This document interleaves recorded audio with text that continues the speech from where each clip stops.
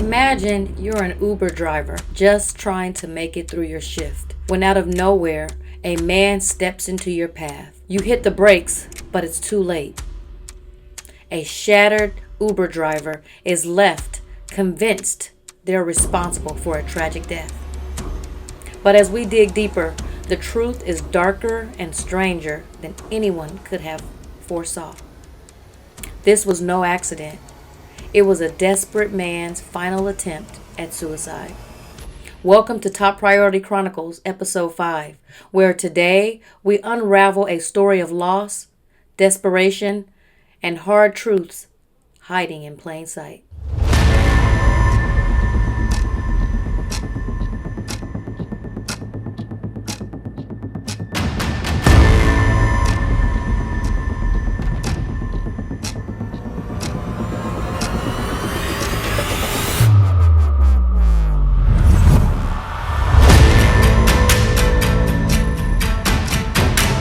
Welcome back, and thank you for rejoining me for episode number 5. Today's story is a sad one, but I must say satisfying when you get to the truth of the matter.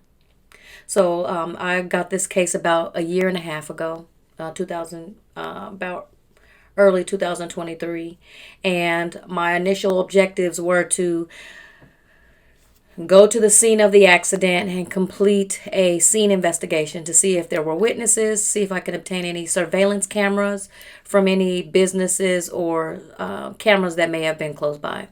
The second objective is to take pictures of any posted speed limits. The third objective is to locate the vehicle that was involved in the accident, which had been impounded by police, and it was one of their impounded lots. And for those that don't know, the state you can now locate vehicles that have been impounded online. And so initially, I started it off by just going to the scene and taking pictures at the accident scene. There was a auto body business right on the corner, and so I made contact with the owner of the business, asked him a few questions about the accident, and he was initially, when I got the information, the insurance companies don't give you a lot of information, so they couldn't tell me which way the driver was driving. Actually, they did tell me, but they were wrong. The gentleman at the car dealership let me know which side of the street the accident had occurred on. He was also able to let me know that it did not happen close to his shop, but on the other side of the street where his cameras could not reach. He also let me know when the incident occurred, it was pitch black outside, which also gave me a better idea about the time of the accident. It let me know it was after dark. So, after going and meeting the gentleman at the car dealership, at the auto body shop, and talking to him, getting as much information as I could from him, I then concluded my investigation for that day. I had walked down the street I'm not sure if those in Portland may be familiar with MLK close to Gertz Road, and if you know, it's a kind of an abandoned road in the back alleys of MLK, down the back alleys, and it is a road that goes from one side of MLK and it goes around the back route and it goes to the other side of the busy intersection. So I was not sure on what part of Gertz Road the accident occurred. So after talking to this gentleman at the car body shop, it let me know it was more likely the accident occurred on the other side of Gertz Road. So again, I went on the other side, took that back road, traveled to the other end of Gertz Road, and I just took pictures. It was a homeless camp set up there, and it was pitch dark outside. So I got out of my vehicles. It's also a really dangerous intersection because it's a back alley road that leads on to the main intersection, Martin Luther King Boulevard, which is a major highway here. And there's also, you can also turn onto that street. So it's so dark that cars turning onto that street can't really see. And turning off of that street, you really have to kind of look for headlights. Otherwise, you can't see what's coming. So, considering it was a dangerous intersection, I took a couple of pictures and I got out of there.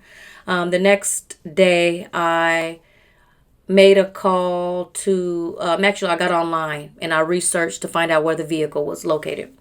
So then I could make contact with the owner of the driver of the vehicle, who was an Uber driver, and to go and visit his vehicle and take pictures of the vehicle so we could determine where the impact was made on his vehicle.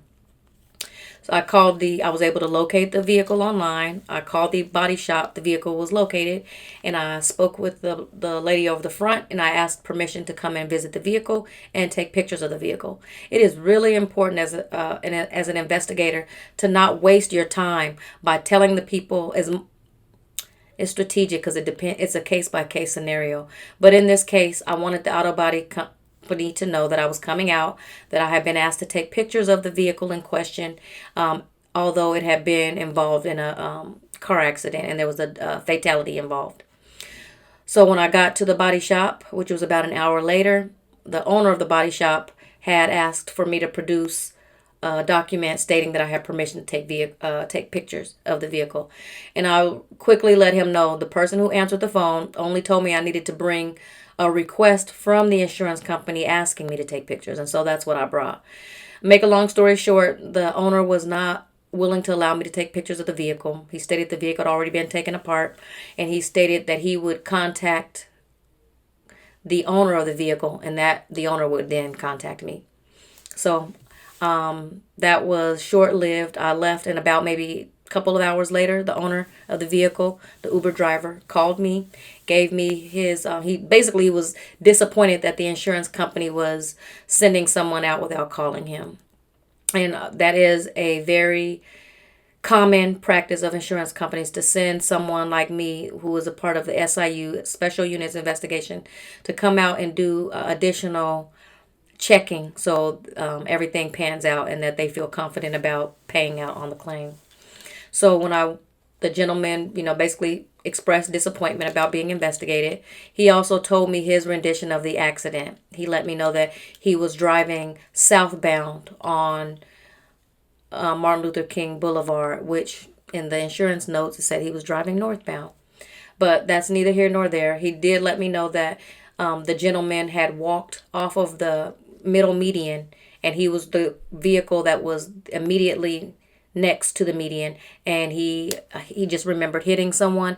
He also had a dash cam that he was going to send over to the insurance company to help with further evidence. That concluded our information. He basically said that he could not give permission because the car had already been taken apart, so there was no way that we could take pictures of the vehicle in the accident state. So that was one task now taken off of my plate. The next thing I was ordered to do was go back out and see if I can't obtain witnesses of the accident scene. So my third time, actually this was my second time out to the scene. Instead of going on the side that had the auto body shop, I went to the other side of Gertz Road, which I now knew was the correct intersection of where the accident took place. So when I got there, it was in the daytime. I remembered this time to go early in the day. And when I was there, it is a homeless camp. And so there was a vehicle that was parked on the sidewalk, and there were two people in it. And I knocked on the vehicle and introduced myself, told them I was an investigator, and I let them know why I was there. I started asking them questions about the recent fatality that had occurred. The female that was in the vehicle recalled the gentleman's name, and she knew his name. So I started asking questions about if she knew him to be, abuse any alcohol or drugs. She said she did not. She knew him, and she knew that he was a nice guy. And so it started to give us more. The deceased started to have character, and he started to come to life. As I was talking to this couple, another gentleman overheard me, and he asked, "Who is that?" asking questions about his friend. I introduced myself to him. I told him why I was there. A lot of the time that breaks A lot of people are always suspicious about why you're asking. So especially folks that live in homeless camps, they want to know if they don't know who you're associated with. So it's just easy to drop all the anxiety by announcing yourself up front, and then they can decide then if they want to talk to you or not. These folks were really kind this day, and they didn't have any reservations about talking to me about their friend. It sounded like they wanted to make sure that everything got handled appropriately. So this other gentleman, he was direct friends with the gentleman who had passed away, and he was he was the needle in the haystack. He was the jackpot of information. And so what he really wanted to do is really talk. So we just talked. I asked a lot of questions. He told me a lot about his friend, and his friend had been a door-to-door cowboy boot salesman, and he had, used to have his own store. He then started doing business at pop-up shops, and what do you call those? The markets, that Saturday markets, Sunday markets that they usually have around town. He was selling shoes at those places. After COVID, he fell up on hard times, and he became homeless. He could not longer afford to pay his rent, and he was living out of his truck. More recently, that truck had broken down, and he had to just recently replace the transmission. And so his friend was really, really depressed and really upset, just hopeless about his future and regaining footing in his financial situation. He was living with this friend out of a trailer, and for the last couple of years. And when his truck broke down, it sounds like that was his breaking point. He had made a comment to his friend that he had called his daughter, who he was estranged from, who he hadn't talked to in years, and told her if something happened to him, this is what she should do, and gave her information about his life insurance policy. He also made a comment to this friend that if things, specifically if shit got any worse, he was just going to walk out in the middle of MLK in front of an 18-wheeler and end his life. His friend did not take him seriously. And at the end of the day, that's exactly what happened with this gentleman. He, the truck, after he had just replaced the transmission, the battery went dead. And so the friend that I was talking to said that his friend that was deceased was on his way taking his dead battery across MLK to a place across the way that dealt with recharging batteries. But he didn't make it. There was an 18-wheeler that was crossing in front of Gertz Road that first clipped the gentleman and hit him. And again, we don't know if we can't say for 100% if it was accidental or if it was on purpose. But after the evidence that we received on that last day, it seemed as if maybe this was a suicide attempt. The gentleman was first clipped by the 18-wheeler. The 18-wheeler then, when it hit the vehicle, he flew into the Uber van on the other side of the road. And then after the Uber van hit him and he flew over he fell on the Uber driver's top of his car. He fell in the middle of the road and another car hit him. So it was 3-vehicle accident, and the gentleman was dead on the scene. And there was a lot of blood, and there was a lot of cleanup. And the friend came out after he heard, and he knew what had happened, that his friend had committed suicide.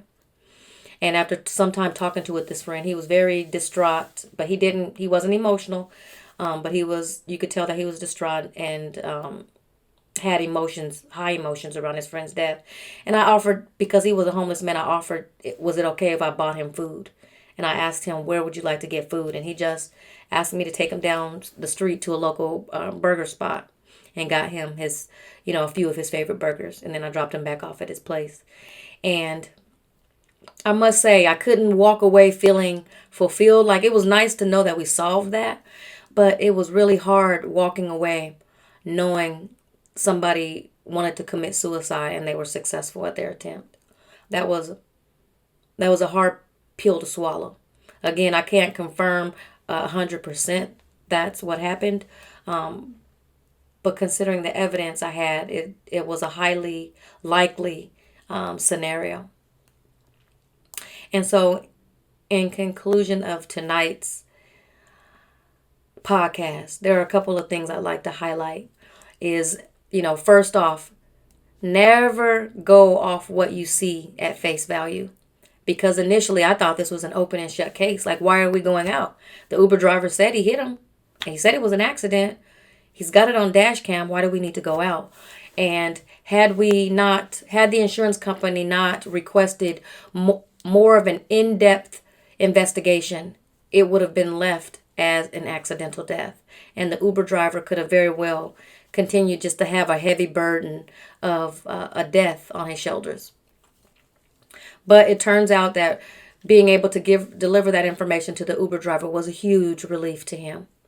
And he had some sense of peace knowing what occurred that day and what was going through the mind of the person who passed away that day. I thought it was also very nice to be able to give the friend some closure, to let them know that somebody was investigating on his friend's behalf, even though he didn't have family and he didn't have anybody else that was doing anything else. The insurance company was doing its due diligence on his behalf to find out what happened. I also like to, last but not least, I would like to first off say that mental health is an issue that is near and dear to my heart. It is a subject matter that has been in my family since even before we've had the words to talk about it. And more recently, it's become more near and dear to my heart due to the challenges of my oldest child. My daughter struggled with mental health challenges as well as suicidal ideation for a few of her early adult years. And it was a challenge to get through. But nonetheless, it was something that once someone expresses a desire to do something to harm themselves, it is imperative that we do not take it lightly, that we do not take it as a joke. And even if they don't act on it, it is imperative that we do. That doesn't mean go and turn them into a psych ward. It doesn't mean that you confront them and talk them out of it. But what it does mean is that you give them the freedom to first off feel their emotions. And second off, you offer resources that when they are able, they know that there is help available to them and that people love them. So today, before I leave, I would like to leave you with a few resources. I would like to leave you with the National Suicide Prevention Lifeline at 988lifeline.org. That's all one word, not the letters. The numbers 988 and then spelled out lifeline, lifeline.org. Or you can call or text 988. They are available 24 hours a day, 7 days a week, 365 days a year, 366 days on a leap year. So there is not one day they are not available. There's also other resources such as the crisis text line. That's a different text number. You can text hello to 741-741. Or a very helpful website at psychologytoday.com altogether. psychologytoday.com. You can search their website. They have many helpful articles that have to do with mental health. They also have a prompting that will help you find a therapist that is in your area and that accepts your insurance. That was a resource that was given to me by my daughter. And then I said, what about people that don't have insurance or that may have state insurance? And so I went to Medicare.gov. That's medicare.gov. And they have, if you don't have health insurance, first off, you can apply. If you do have state insurance, they have providers listed there that are local to you. and that are accepting new patients, and that also accept the insurance that you are assigned to. Also, if you don't have any insurance, there are community mental health centers all over the United States. I urge you to look online and see if your community has a community mental health center that usually have mental health resources at low cost or on a sliding scale or no cost. And so I think that mental health is really, really important. I want to stress the importance of that. I want to make sure that we are all looking out for each other. Most times, people in a mental health crisis aren't in a position to ask for help. So it is very imperative that somebody, they have a friend, a family member that has a heart to reach out when they are not okay and give them resources and maybe even handhold them to those resources. Because if you haven't received mental health services before and you're going to meet a new counselor and it's not a good fit, that could also be very traumatic. So I think it's very imperative that loved ones will support your family members that are having mental health challenges. You never know when it's your turn. And when you walk with someone through the fire, you let them know that it might get hot, but I am with you. And if you're going to get burned, we're going to get burned together. And that is important, that people that are having mental health challenges know that they are not alone, that somebody cares for them. Help them to see that tomorrow is a different day and they could very well feel different the next day. So with that being said, I want to thank you for chiming in to Top Priorities Chronicles episode 5. This episode was a little bit more emotionally driven than my other episodes just because of the topic content. But I just want to thank you all for hanging with me. I also want to make sure that we are looking out for each other. Doesn't matter where you live, whether we're in the same country or not. We are all a community. And if I'm down, you're down. So it is imperative that we lift each other up. And sometimes all it takes is a phone call, a text message, a letter. Even if you're across the world, don't money or resources should not stop you from staying connected to people that you love and care about. So with that being said, I'm going to end on that note. And until episode number 6, I'll see you next time.